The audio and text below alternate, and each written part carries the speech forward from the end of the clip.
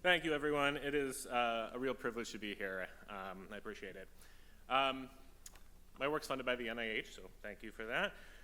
So I'm Erik. I'm an audiologist, sort of by training, and my lab is up in Goodnight Hall. And our work is really focused on sort of all things aging and hearing loss related, particularly hearing aids, and trying to better understand the role of hearing loss in life and hearing aid use and how we can improve the impact that hearing aids and audiologic intervention has for folks.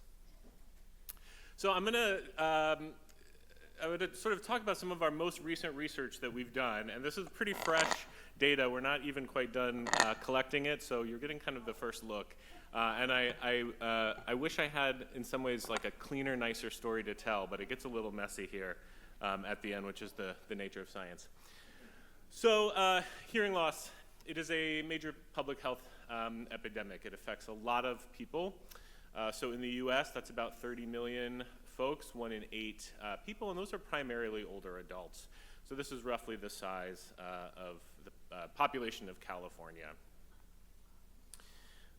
If we are lucky to live long enough, we will end up with hearing loss.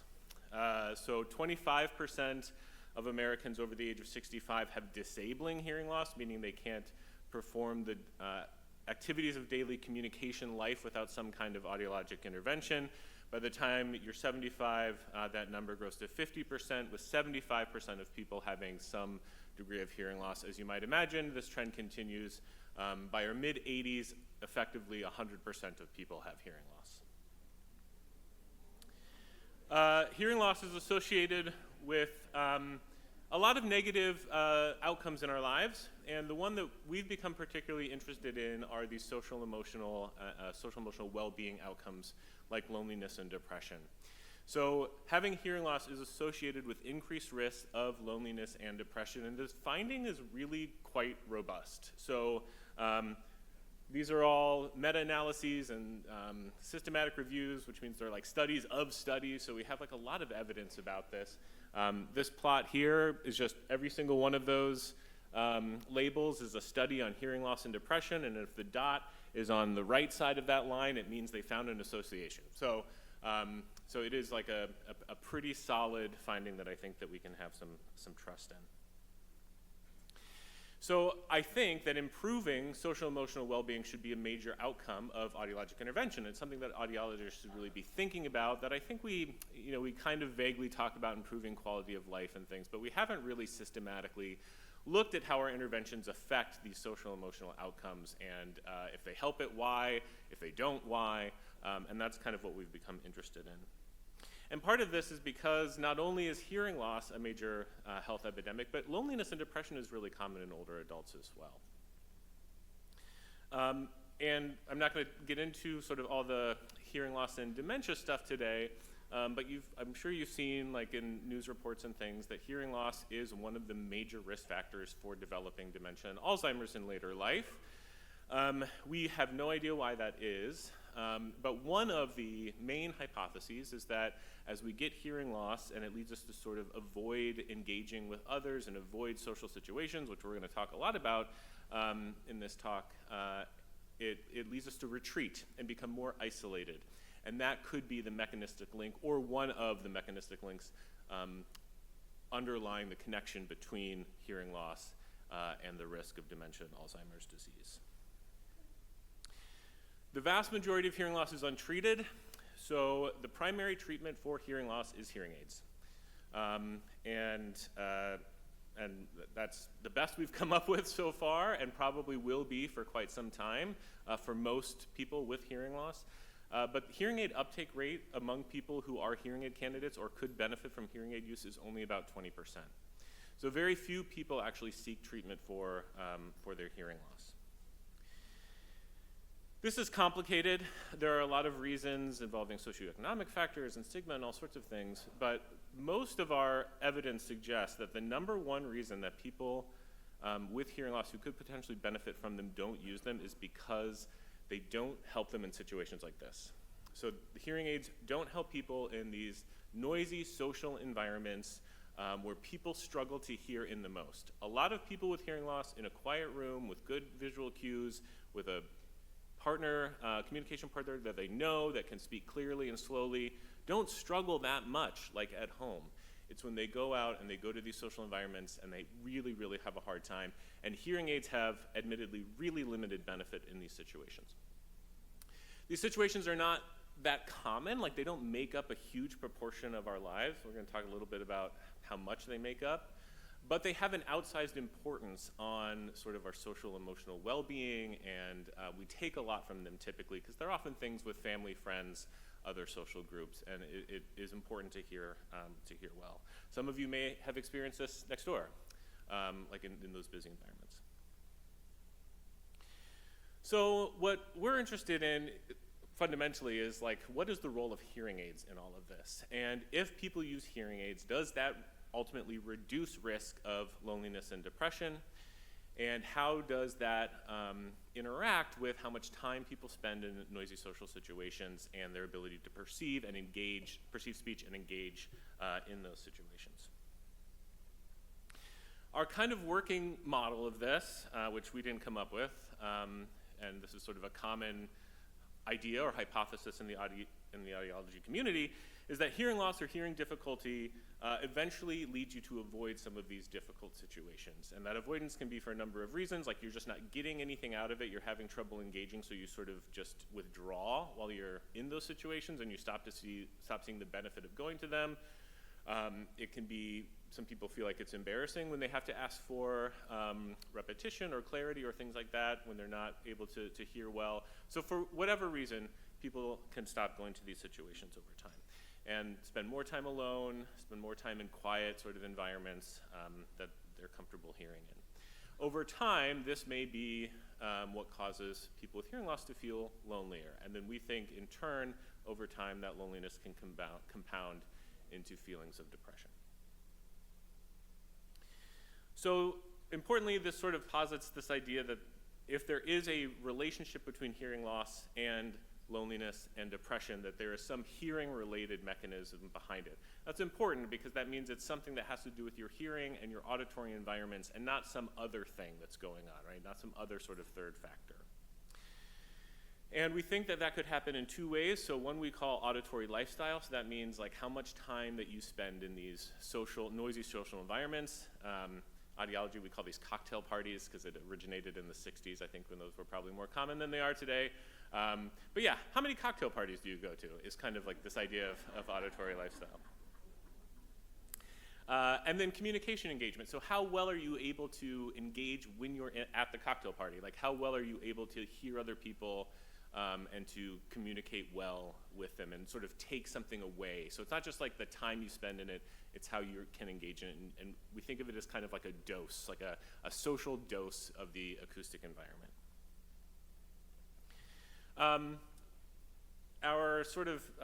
We sort of designed this framework called the moderated mediation model, which is just a statistical thing to try to understand and test how these factors might be related to each other. So if it is true that hearing loss over time might lead you to spend less time in these cocktail parties, in these noisy social environments, and that leads to depression, we think that sort of the thing that links those is loneliness. So we call it the mediator. That means that it's what drives the link between spending less time in noisy environments and being at greater risk of depression. We think of your ability to communicate well in those environments as the moderator. So that controls the strength of the relationship between time spent at the cocktail party and feelings of loneliness and depression. So we think that maybe if you are better at understanding speech and noise and you have better speech and noise ability, and you can communicate and engage more effectively in those environments, you may get even more benefit from spending time in those types of cocktail party environments on your social emotional well-being. So we've been trying to quantify these things in an empirical way. So I'll say a couple things about how we're measuring some of this. So we really want to try to accurately measure people's auditory lives, like the types of sounds that they're in, and try to get a really granular look at like what makes up the sounds of your life. And to do that, we ask people to wear these little recorders all day, every day. And so we record everything that our participants do. And I'll get to why we think we get away with this in a second. Because I agree, it's like quite invasive, although it's not like anything more really than your iPhone is doing. So we want to use these data to say, like, what proportion of your life do you spend in noisy social speech situations? We also want to quantify how well you're able to engage in those. And so eventually we'll use the recordings to do that. We haven't quite gotten there yet. For now, we basically simulate a cocktail party in our lab. And so we put speakers all around you, and we make it sound like you're in one of these situations. And we place sentences at you that sound kind of like they're coming from the cocktail party as well. And we measure how well you're able to hear them. And we quantify this. This is not super important, but basically, like, how loud can we make it and you can still get half of the words right? That's sort of our, it's a pretty common audiology thing. It's like, yeah, how loud can we make it and you can still get about half the words? And then we measure loneliness and depression using like bog standard clinical questionnaires that a lot of you have probably done at the doctor's office and things like that. We're primarily an audiology lab. We do that really well, and we just rely on people who know more than us to make the tools for social emotional outcomes. Okay, so the reason we get away from recording people, or with recording people all day long, is we don't actually listen to the recordings, and we make that pact with our participants.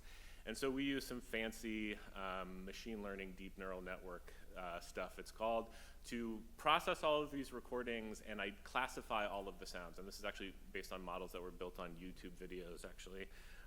So we have all of these different sounds that can comprise your life, and you can find different little points of human sounds, human voice speech, and you drill down even farther, and you can zoom in just on speech, and you can get like child speech and different specific types of speech. And the outcome of this is we get what we like to call the auditory genome of people. So this is just one example of a participant. We classify up to 521 sounds across their life, so you can't really see it, but on the x-axis here, each one of those is a specific sound.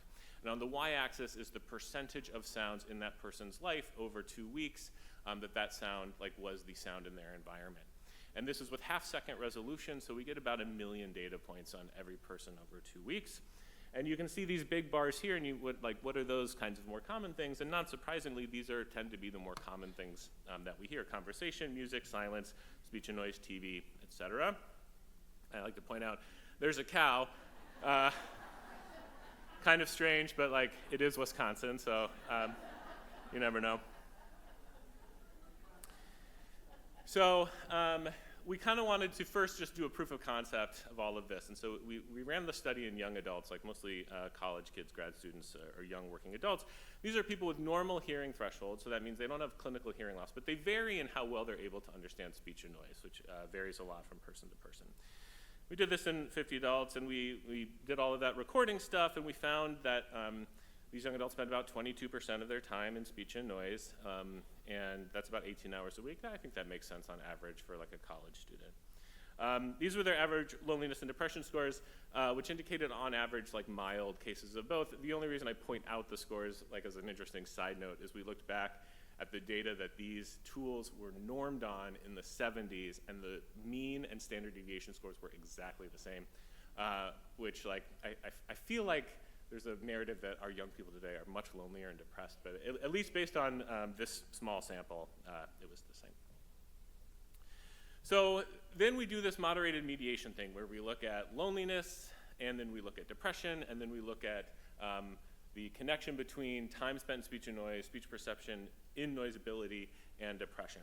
So this is just looking at loneliness, and so we've got time spent in speech and noise. This is a proportion of life on the x-axis, loneliness on the y-axis, with higher up being more loneliness. And you can see line go down. That's a good thing. Oops. Line go down. So as you spend more time in speech and noise, on average, your loneliness decreases. And these different lines show that the slope is steeper for people with better speech perception and noisability. So if you are better in understanding speech perception and noise, and you spend more time in those environments, you, on average, have a lower loneliness score. So it's a combination. It's if you're spending time in those environments and you're taking something out of it, your loneliness goes down. The worse you are at it, you get less of a benefit, and in fact, there's a point at which this reverses, where if you are quite poor at understanding speech in noise, the more time you spend in those environments, the more lonely you are. So it's like those environments are important to you, you're spending a lot of time in them, but you're not able to communicate effectively in them, and your loneliness goes up. The next step, we just looked at loneliness and its relation to depression. This is part of that moderated mediation stuff, and unsurprisingly, the more lonely you are, you do have higher rates of depression. Then we looked at whether there is an indirect effect then through loneliness on depression from time spent in speech and noise. And what we found here was that the more time you spend in speech and noise, it decreases your risk of depression through loneliness, but only for people who have average or better speech perception and noise ability. So if you aren't very good at engaging in those noisy environments, it doesn't really affect your likelihood of having depression at all. However, if you are very good at it and you spend more time in it and you're really getting something out of it, it reduces your risk of depression. So this was sort of our proof of concept. Spending more time in these noisy social environments, at the cocktail party, was associated with reductions in loneliness if the listener could communicate effectively in those settings. And indirectly, this reduced depression for those individuals with average or better speech perception and noise. So this said to us, there is some connection here. There is some hearing-related connection between your ability and your auditory lifestyle and your social emotional well-being. I point out, this effect is not huge, so it's 10% of the variance in these outcomes, which isn't a lot. I mean, in social science, it's a good amount, but it's not a ton. And that's because these are very complicated multifactorial constructs, right? There are a lot of things that contribute to loneliness and depression. So I don't want to make it seem like, this is all about the time you spend at the cocktail party. It's obviously not, but we're trying to get at how much does that contribute to this? So then we implemented this in older adults, which we defined as 55 or 85, which now I understand people may strongly quibble with. But in our sort of general grouping, that's the age range we focused on. And we had individuals who all have age-related hearing loss. So everyone in this study is a hearing aid candidate, essentially, is someone who could clinically benefit from a hearing aid. So that's what age-related sensory neural, that just means it's in your hearing organ. And we tried to get two groups, so people who have chosen to use a hearing aid and people who are not using a hearing aid. And we did the same thing. And what we found is that the older adults on average spent about 8% of their time in these noisy environments. So obviously considerably less than the young adults. We don't think that's about hearing, that's just about age and lifestyle things and not being in college or graduate school. The non-hearing aid users actually spend about 1% more time in these cocktail party environments, but it wasn't significant. And to us, this felt like a good outcome in a lot of ways, and I think it is. As you might imagine, the hearing aid user group has slightly worse hearing because one of the things that happens is the more hearing loss you get, the more likely you are to eventually use a hearing aid. But it wasn't the case that the hearing aid users were spending significantly less time in speech and noise. So we felt like even though their hearing is worse, maybe the hearing aid is supporting their ability to maintain an active auditory lifestyle. On the group level, we found no differences in loneliness and depression between the groups. Again, I thought that was good. It wasn't that our hearing aid users who have more hearing loss, they weren't lonelier, more depressed than the other group. The hearing aid users did have slightly worse speech perception and noise. So this is tested. The non-hearing aid users are not wearing their hearing aids. The hearing aid users are wearing their hearing aids, so it's sort of reflective of your everyday listening modality. And it's not super surprising. Hearing aids, they're not great in noise. These people had a little more hearing loss, and they were a little worse at understanding speech and noise. Okay, but then it gets weirder. So if we just look at the non-hearing aid users, you see a really similar thing that we saw in the young adults. So for the non-hearing aid users, good speech perception and noise ability, spin ability, combined with spending more time in speech and noise, lowered loneliness. So more time in speech and noise, and then more time in speech and noise with poor spin ability, poor speech perception and noise ability, increased loneliness. So this dark purple line, those are the people who really are good, really good at understanding speech and noise. They spend more time in these environments, their loneliness decreases. So they're able really to get something out of it. Our folks who are less good, and particularly this dotted green line, these are people who have who really struggle in noisy environments. The more time they spend in them, the lonelier they became. So that's really quite similar to what we saw in the young adults, where like there's a point at which your speech perception becomes really poor and your loneliness increases the more you're in these environments. The weirdest thing that we're still working through is that for the hearing aid users, like this just totally flipped. And so what you can see is that for the hearing aid users with pretty good speech perception and noise, actually the more time they spent in these environments, their loneliness increased.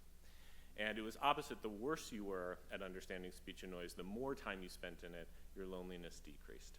And we have some ideas about it, which I'll mention in a second, but it is confusing. I will say that, so this is in 100 folks-ish, about 50 per group. We've thrown like all sorts of other stuff in here to control for things. Degree of hearing loss, sex, age, household income, all sorts of things, and this never goes away. Like this three-way interaction between these factors like really hangs on. And so, you know, it's always good to be skeptical of your own findings, but like I feel like this is real. And it's a little bit difficult to explain. So our next study will be to try to figure out why this is. It might be like one potential reason is that the dose is like a different kind of thing. Like if maybe for hearing aid users, like if you're really struggling, who are worse at understanding speech perception and noise, you just need to be in that environment to get more out of it is one possibility. I'll come back to some hypotheses about why it might be in a second. So finishing up, depression increases with loneliness, just like it did with the young adults. But the indirect pathway from loneliness to depression, we saw that there was a reduction in depression only for hearing aid users who really struggled with speech perception and noise. Like they got reductions in depression by spending more time in these environments, but they weren't very good at actually hearing in those environments. And you can see that here. And so this is the opposite of what we saw with the young folks. So this is just looking at essentially hearing aid users with poorer than average speech perception and noise ability. Their loneliness goes down with more time in speech and noise. And then they get these indirect benefits from depression that get larger the worse speech perception and noise that you have. So we are still working this through. It's counterintuitive to us. The most benefit from time spent in noise on social emotional well-being was gained by those actually with the poorest speech perception and noise ability, at least in this sample. One idea that we have is that for non-hearing aid users, this relationship is really ability-driven. So they're sort of, they're structuring some of their lifestyle and things around their ability to communicate in those noisy environments or how well they feel they can communicate. But for hearing aid users, this becomes persistence or resilience driven. So they're getting treatment for their hearing, and they are like really leaning in to being sort of having an active auditory lifestyle. In audiology, we talk a lot about the stages of change, because it drives whether people get a hearing aid or not. You know, hearing loss is not a life-threatening condition, so people have to kind of come to terms with it. And hearing aid users are sort of down in the, you know, they decided to take this step, and they've really decided to to be motivated to use a hearing aid and to try to really engage in their auditory life. Non-hearing aid users may be more in the contemplative stage, like they haven't, they're not quite sure, their hearing loss is a little newer, they struggle with some of the stigma and age kinds of things around having a hearing loss and making that hidden disability visible through hearing aid use. And so their sort of world is still sort of revolving around how well they feel like they can communicate, whereas the hearing aid users who have really committed to this intervention are finding like a resilience effect by doing this. But we're not totally sure. So anyway, there's not a simple relationship between all of these factors, and we're still looking into this. But for listeners without hearing loss or milder hearing loss, speech perception, better speech perception with more time spent in those environments tends to have an impact on their social emotional well-being. For hearing aid users, it really seems that pursuing these social environments and engaging, even though it's difficult, is what matters. And it always comes back for me in audiology to like treating a whole person when we see them in the clinic and not just throwing a hearing aid on them and sending out the door, because this really says to me like there's like counseling and helping people feel empowered to still engage with the auditory world despite their difficulty is a really important aspect of what we do, and I always like to highlight that. Thanks. If you're interested in our work, send us an email. Thanks to everyone who worked on this in the lab.